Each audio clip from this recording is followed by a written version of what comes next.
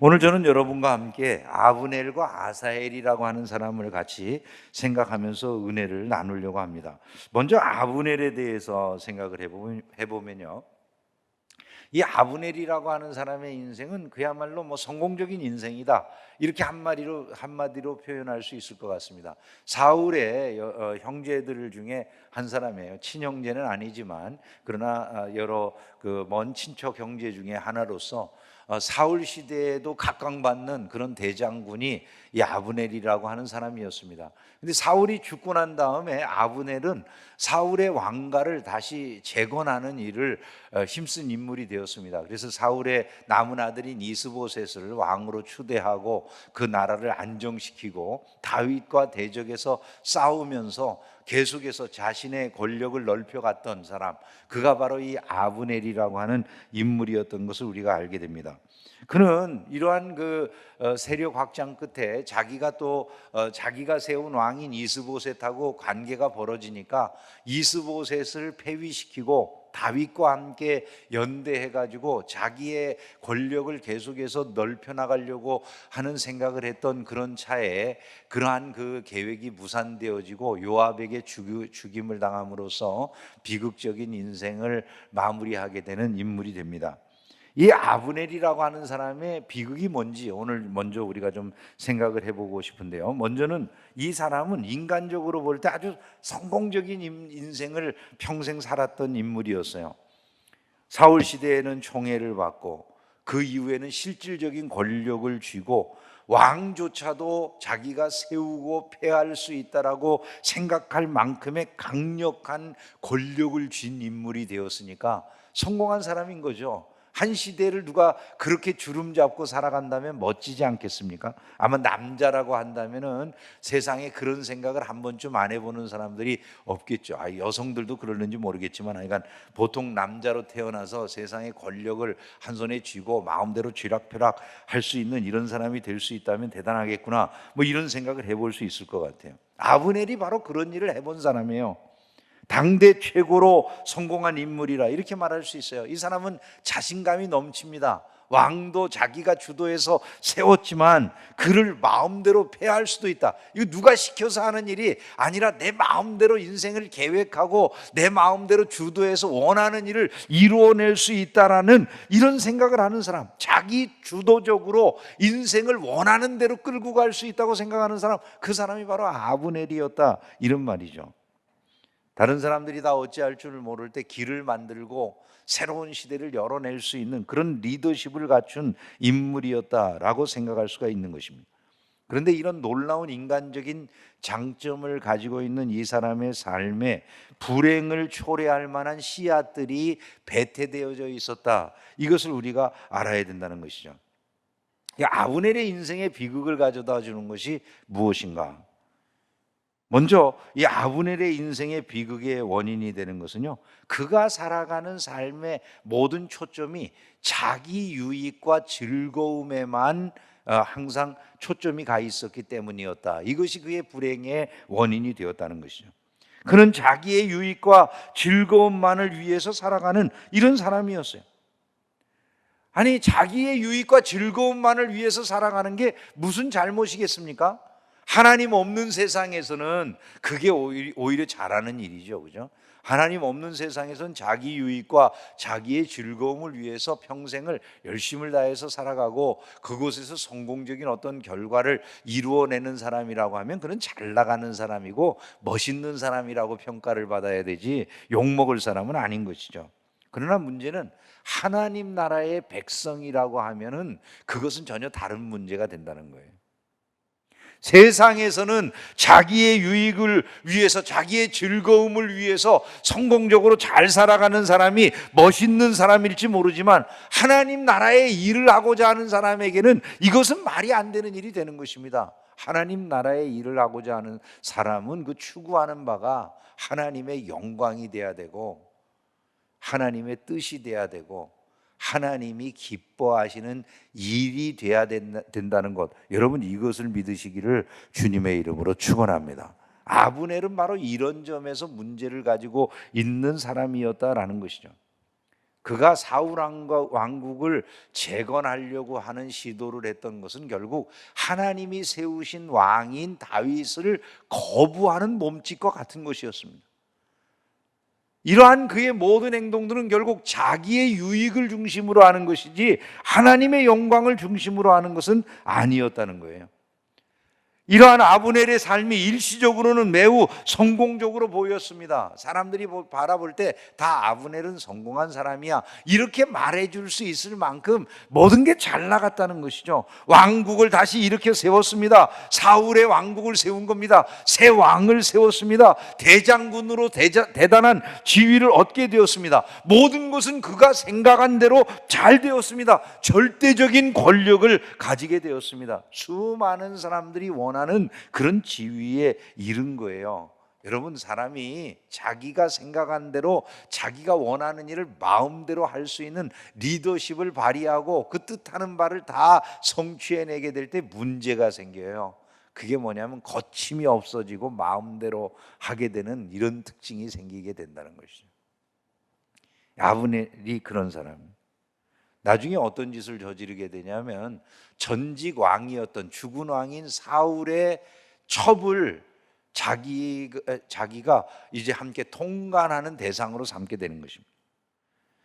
되게 예전에 그 왕이 죽고 다음 왕이 들어섰을 때 그 다음 왕이 자기가 이전 왕의 모든 권력을 다 누리게 되었다라고 하는 것을 증명하는 증표로 전임 왕의 첩들을 갖다가 자기의 부인으로 취하는 이런 일들이 있었어요. 근데 지금 리스바라고 하는 이 사울의 첩을 왕도 아닌 아브넬이 취했다라고 하는 것은 자기의 권력이 왕과 같다라고 하는 것을 은연중에 과시하는 이런 행위가 되는 것입니다. 아브넬은 이런 짓을 해도 될 만큼 자기 자신이 이런 정도의 권세를 가지고 있는 그런 사람이라는 것을 마음껏 드러낼 만큼 그렇게 굉장한 지위에 이르게 되었다는 것이죠. 그의 삶은 모든 사람들이 어찌할 수 없는 것처럼 굉장한 삶으로 일시적으로는 매우 성공적인 모습으로 비추어졌습니다. 하지만 우리가 깨달아야 될 것이 있습니다. 인생은 늘 자기가 생각하는 대로만 되어지는 것이 아니라는 것이죠. 삶은 자기가 생각하는 대로 그렇게 되어지는 것이 아닐 때가 많은 거예요. 아브넬의 생각은 이와 같이 자기의 생각대로 진행이 되지 못합니다. 먼저 그가 한 행동에 대해 이스보셋이 비난을 하기 시작했어요. 사울 왕가의 왕이 된 이스보셋이 리스바와 통관한 아브넬을 비난합니다. 내가 어찌하여 내 아버지의 첩과 통관하였느냐, 이렇게 비난을 하기 시작했어요. 아브넬이 왕의 비난을 받았으면 두려운 줄 알아야 되잖아요, 그죠? 근데 아브넬은 두려워할 대상으로 왕을 생각하지 않는 거예요. 그러니까 그것에 대해서 오히려 아브넬이 분하게 여깁니다. 아니, 네가 내 은혜로 지금 왕위에 오른 자이면서 어찌 감히 나를 이런 식으로 대우할 수 있느냐, 이렇게 생각을 하는 거예요. 아브넬이 이스보셋의 말을 매우 분하게 여겼다. 그래서 성경이 이렇게 기록하고 있는 거죠. 결국 이 일로 인해서 이스보셋과 거리감이 생긴 이 아브넬이 차라리 이스보셋의 나라를 빼앗아서 내가 다윗에게 갖다 줘버리고 다윗과 이 좋은 조약을 맺어가지고 그 시대에도 주구장창 자기의 권력을 누리고 싶은 이런 계획을 세우는 것입니다. 그래서 결국 다윗을 찾아가게 돼서 다윗에게 이 나라를 다 돌려드리겠다고 약속을 하죠. 다윗은 이스보셋을 패하고 결국 그 나라를 자기에게 다 넘기겠다고 하는 아브넬의 이 제안을 너무나도 좋게 받았습니다. 왜냐하면 사울 왕가와 다윗 왕가 사이에 오랜 기간 동안 싸움이 벌어지면서 동족 상잔의 비극이 계속되고 있었기 때문에 다윗은 이 일로 인해서 이제 더 이상 동족 상잔의 비극을 벌이지 않아도 된다는 것에 대해서 아주 귀한 마음의 기쁨을 얻게 된 것이죠. 그래서 그 아브넬의 모든 제안을 수용하고 두 사람 사이에 조약이 잘 맺어지게 되었습니다. 안타까운 것은 이것으로 결국 모든 것이 끝나는 것이 아니더라는 것이에요. 사울의 집안하고 다윗의 집안 사이에 싸움이 있던 그 상황에서 벌어진 한 가지 일이 그의 삶을, 그의 모든 계획을 무너지게 만든다는 것이, 그것이 무엇입니까? 요압의 아우였던 그 아사헬이라고 하는 아우가 들로루처럼 발이 빠른 아우가 있었다는 거예요. 근데 사울의 집안하고 다윗의 집안 사이에 전쟁이 벌어져 가지고 함께 싸웠는데 사울의 집안이 패배를 했습니다. 그리고 다 달아나는데, 달아나는 그 뒤를 갖다가 이제 이 다윗 집안 사람들이 쫓아가는 거죠. 요압과 그의 형제들도 그 전쟁에 참전을 해 가지고 다 쫓아가는데, 아사헬의 발이 빨라 가지고 요압의 아우인 아사헬이 아브넬의 뒤를 계속해서 따라오는 거예요. 아브넬이 자기 뒤에 따라오는 게 아사헬인 것을 알고 말을 겁니다. 야, 너 나 따라오는 너 아사헬이지? 그렇다, 나 아사헬이다라고 말하니까, 야, 너 옆으로 가서 저 젊은 애들, 다른 애들, 다른 좀 애송이들을 잡아라. 그리고 나 따라오지 말라고 얘기를 해요. 경고를 해요. 내가 너를 해칠 이유가 뭐가 있겠느냐? 그런데도 계속해서 발이 빠르니까 쫓아오는 거예요. 또다시 요압이 말을 해요. 이 아브넬이 말을 해줘요. 야, 네가 계속 날 따라오면 어떤 일이 벌어지겠냐? 잘못하다가 내가 너를 죽이면 요압과 나의 관계가 어떻게 되겠어? 그러니까 이 아브넬이라고 하는 사람은요, 정치적으로도 군사적으로도 얼마나 뛰어난 감각을 가지고 있는 사람인지를 알 수가 있는 거예요. 그 추적을 당하는 상황에서, 그렇게 긴급하게 자기가 도망을 하는 상황에서도 향후에 있을 요압과의 관계를 미리 생각하고, 내가 요압의 동생인 너를 해칠 마음 없으니까 너 지금 다른 데로 가서 딴 애 잡어, 이렇게 이야기를 해주는 거예요. 그런데도 불구하고 아사헬이 계속 따라옵니다. 어쩔 수 없으니까 결국 아브넬이 창 끝으로 뒤로 찔러버렸는데, 그의 그 몸통을 갖다가 관통하고 창이 나가면서 아사헬이 그 자리에서 즉사했다는 거죠. 결국 이 아브넬하고 요압 사이에 원한 관계가 생긴 거예요. 그 마음의 원한을, 자기 동생을 죽인 원수라고 하는 이런 생각을 가지고 있던 요압이 다윗 왕과 아브넬 사이에 조약이 맺어졌는데, 그것을 알고도 아브넬이 다윗의 장막에서 나갔다는 걸 알고 뒤쫓아 나가가지고 그를 찔러서 살해해버리는 이런 일이 벌어진 것입니다. 결국 아브넬의 계획은 다 무산으로 돌아가 버리고, 그가 꿈꿨던 그런 그 영구적인 절대 권력의 보존은 있을 수 없는 것이 되어버리고 말았더라는 것이죠. 아사헬은 어떻습니까? 아사헬에 대해서는 성경이 매우 간단하게 기록을 합니다. 아사헬의 발은 들로루같이 빠르더라. 그런 빠른 사람이었어요. 사울의 신하들과 대결이 시작되자 적극적으로 싸움에 임한 충신과 같은 사람이에요. 싸움의 승패가 결정이 되었습니다. 사울의 신하들이 도망가는데 그 뒤를 끝까지 따라간 사람이었습니다. 그래서 아브넬의 뒤를 마지막까지 추적하다가 장렬하게 전사한 그런 인물이에요. 전쟁터에서 은히 일어날 수 있는 일이라고 생각이 되잖아요. 근데 이게 단순한 이야기는 아닙니다. 아사헬이 이 싸움에서 왜 죽게 되었습니까? 먼저는 그는 자기가 온전히 완성되지 못한 상황에서 너무 앞서 있었기 때문이에요.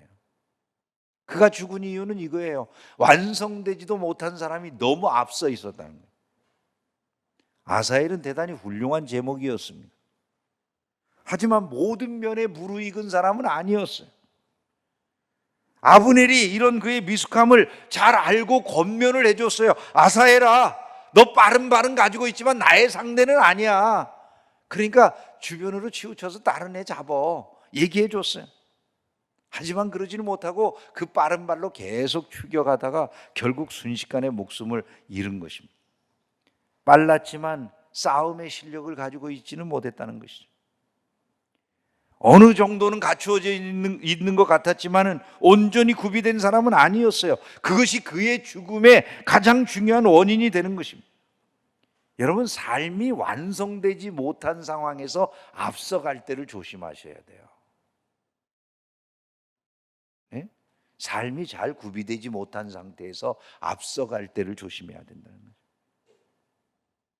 순식간에 무너지는 경우들이 있더라는 것이죠. 우리 사회의 수많은 정치인들, 뛰어난 사람들이요, 굉장히 앞서가다가 순식간에 무너지는 경우들이 많이 있어요. 왜냐하면 온전하게 구비하는 일에 실패하기 때문에. 빠른 장점에 맞는 실력을 갖춰야 되는데 남보다 빨리 앞장서서 가는 것 같은데 실력은 구비되지 못해서 결국 무너지는 경우들이 많이 있더라고 말이죠. 근데 이건 세상적인 일만을 이야기하는 건 아니에요. 여러분, 영적인 세계에서는 더 그래요. 영적인 세계에서는 빨리빨리 이루어지는 일들이 별로 없어요. 여러분, 사람의 인격 수양이라는 게 하루아침에 이루어집니까? 그리스도를 닮아가는 우리의 삶이 하루아침에 이루어지는 것입니까? 신앙생활이라고 하는 것은 무엇도 금방금방 이루어지는 일은 없어요.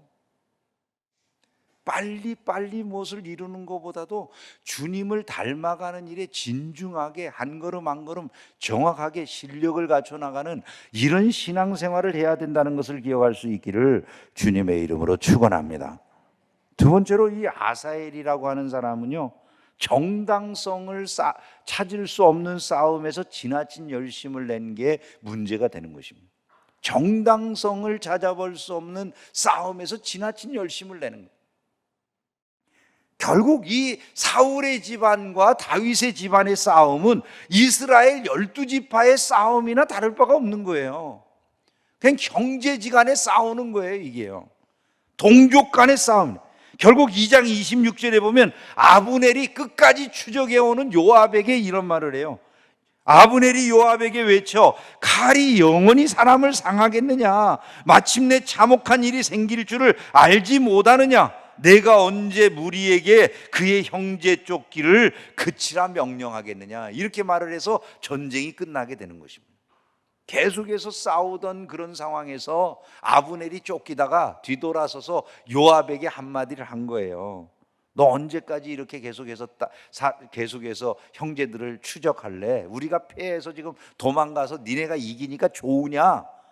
그 하는 짓이 결국 뭐라고 생각하느냐? 형제들 죽이는 일이 아니냐? 그러니까 이제 쫓기를 그치라라고, 그만하면 됐다라고 이야기를 해주니까 그 말을 요압이 듣고 받아들이는 거예요.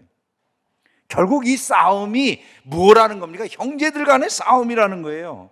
싸움의 명분이 그렇게 좋은 싸움이 아니라는 거죠. 이런 싸움에 아사엘이 지나친 열심을 내는 거예요. 결과는 자기의 비극이 되고 말았다는 것이죠. 많은 사람들이 명분 없는 싸움에 정신을 못 차리고 열심을 내요.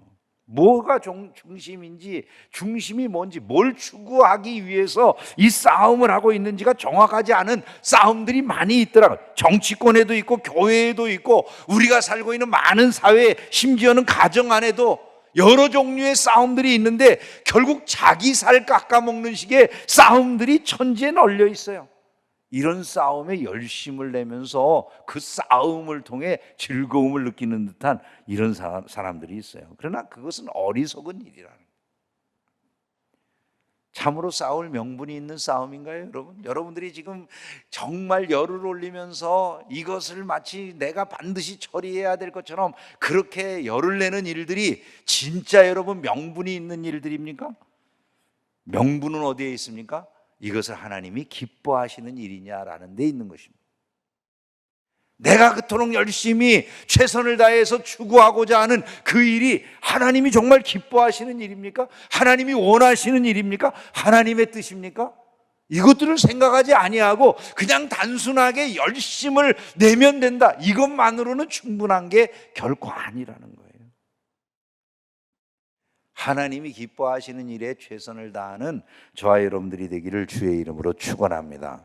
이 말씀을 오늘을 살아가는 우리들이 얻어야 될 교훈으로 간단하게 몇 가지 정리하고 말씀을 마치겠습니다. 첫째로 우리가 이 말씀을 통해서 이러한 것을 마음에 새기고 살면 좋겠어요. 신자의 삶이라고 하는 것은 그 초점이 늘 하나님의 뜻에 맞추어지도록 해야 된다는 것이죠. 아브넬의 삶의 초점은 늘 자기의 유익과 즐거움이었어요. 그것은 하나님 나라의 일을 이루어낼 수 없는 거예요. 저와 여러분의 삶의 초점은 어디에 있습니까? 우리가 추구하는 모든 것들이 어느 순간 아무것도 아닌 것으로 끝나게 되는 날이 있을 수 있다는 점을 생각을 해야 돼요. 의미 있는 삶은 오직 하나님 나라의 의와 그 영광을 추구하는 데 있다는 사실을 믿으십니까?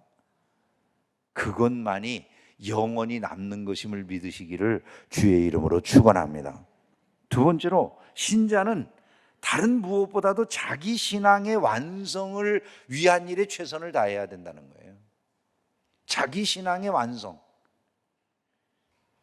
우리의 신앙이 자신이 잘하는 어떤 것에만 초점을 맞추고 난 이것 잘하니까 다 되었다 이렇게 생각하는 경우가 많은데요, 예수 그리스도를 우리의 생의 목표로 정해놓고 보면 그리스도를 가고자 하는 사람에게 완성이라는 건 없잖아요. 여러분, 예수님을 우리가 어떻게 온전하게 닮아갈 수가 있겠습니까? 그러니까 우리의 목표가 예수님이 되면 우리는 늘 부족함을 느끼면서 우리의 삶에 늘 주님을 닮기 위해서 내가 어디를 새롭게 해야 되고 어떤 부분을 보완해야 되고 어떤 부분이 더 성숙해져 가야 되는가, 이런 것들을 생각하게 될 텐데, 어느 부분에 자기가 잘하는 부분에 초점을 맞춰서 그 부분으로 인해서 뭔가 빨리 이룬 것 같긴 한데, 나중에 보면 다른 인격적인 부족함으로 인해서 삶의 많은 상처와 어려움을 경험하게 되는 일들이 수없이 많이 일어난다는 거예요. 여러분, 한번 생각해 보세요. 교회 일을 하다가 많은 분들이 시험에 들잖아요, 그죠? 근데 시험에 드는 분들이 주로 열심을 가진 분들일까요? 열심이 없는 사람들일까요? 열심을 가진 사람들이 시험에 드는 겁니다. 왜 열심을 가진 사람들이 왜 시험에 들까요? 항상 한 가지 부족한 것이 있기 때문이에요. 그것은 그 열심의 목표 자체가 주님을 닮고자 하는 것, 주님의 충만하심 가운데 이르고자 하는 것, 이런 것이 아니라 항상 세상 사람들과의 그 서로 간의 비교 의식이라든지 아니면 누구보다 내가 뛰어난가, 이런 것들을 드러내고자 하는데 마음이 집중되기 때문에 그런 시험들이 찾아오는 경우들이 많다고 말이죠. 어떤 면에서는 빨랐지만 어떤 면에서는 부족한데, 그 부족함을 채우고 완성시키려고 하는 이런 의식이 마음의 중심을 차지하지 못하고 항상 결국 빠른 것 중심으로 나아가다가 어느 순간 그 부족한 것이 원인이 돼서 무너지게 되는 이런 경우들이 있다는 거예요.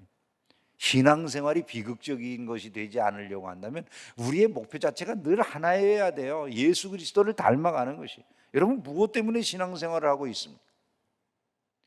예수님을 닮아가는데 초점을 맞추고 날마다 그 성숙함에 이르기를 위해서 노력하는 저와 여러분들이 다 되기를 주님의 이름으로 축원합니다. 마지막으로 한 가지 더 말씀을 드리면, 내 열심이 정말 하나님이 기뻐하시는 것인가, 하나님께 합당한 것인가, 하나님의 뜻을 이루는 것인가, 여기에 이것을 가지고 점검을 해봐야 된다는 거예요. 내 열심이, 내가 열심 내는 것이 정말 하나님의 뜻에 합당한지, 여러분 이것을 살펴보셔야 돼요. 안타까운 것은 결국 하나님의 뜻이 중심이 되지 못해서 명분 없는 싸움에 열심을 내다가 무너지는 경우들이 있다는 거예요. 일종의 동족상잔을 저지르는 그 일에 뭐 때문에 그렇게 열심히 따라갈 일이겠어요? 그들이 이미 달아나고 있는데, 그리고 자기에게 이미 경고해 주면서 난 너를 해칠 마음이 없다고 하는데도 불구하고 끝까지 그것은 자기 공을 세우고자 하는 열정 외에 다른 것이라고 볼 수가 없는 것이죠. 하나님의 뜻은 이미 정해져 있었어요. 온 땅에 그 뜻이 전해져서 알려져 있었어요. 다윗이 하나님의 뜻대로 사울의 뒤를 이어서 왕이 돼야 된다. 이미 그는 기름 부음을 받은 하나님의 사람이었어요. 그런데 모두가 다 이러한 자연스러운 일 자체에 서로 굴복을 하지 않는 결과는 서로를 비극으로 만들어가는 일이 되어버리고 말았던 것을 우리가 알 수가 있는 것입니다. 신앙인은 자신이 열심을 내고 있는 것에 참된 명분이 있는가를 항상 살필 줄 알아야 돼요. 열을 내고 막 흥분을 해가지고 뭔가를 주장하고 앞장서고 그러지만 그것이 명분이 있습니까? 그 명분은 다른 것이 아니라는 말씀을 드렸습니다. 하나님이 정말 기뻐하시는 일인가라는 것이. 하나님이 기뻐하시는 일, 그것이 남게 될 것입니다. 그리고 그것이 참 지혜자의 삶인 것을 믿으시기를 주의 이름으로 축원합니다. 말씀을 맺습니다. 인생이라고 하는 것은 결코 자기가 뜻하는 대로만 흘러가는 건 아니죠. 인생의 참 승리자는 하나님의 뜻을 추구해서 결국 그 이루어질 하나님의 뜻에 자기의 삶을 담는 사람, 그들이 인생의 승리자가 되는 것입니다. 여러분, 하나님의 세우신 계획만 영원하다는 것을 믿으시기를 주의 이름으로 축원합니다. 한때 성공적인 인생을 살았다, 그것이 성공적인 인생이 아닙니다. 한때 남보다 좀 더 빠르게 뛰어나가서 남들이 생각할 때 그는 최고로 빠른 발을 가지고 있었다, 이게 성공의 척도가 아닙니다. 삶이 비극이 아니기 위해서는 언제나 하나님이 원하시는 바 그 뜻을 한 걸음 한 걸음 정직하게 추구해 나갈 때 그 속에 진정한 승리와 성공이 있음을 믿으시기를 주의 이름으로 축원합니다. 이 인생의 끝에 그와 같이 하나님의 은혜를 찬미할 수 있는 성도들이 다 되시기를 진심으로 소원합니다. 기도하겠습니다.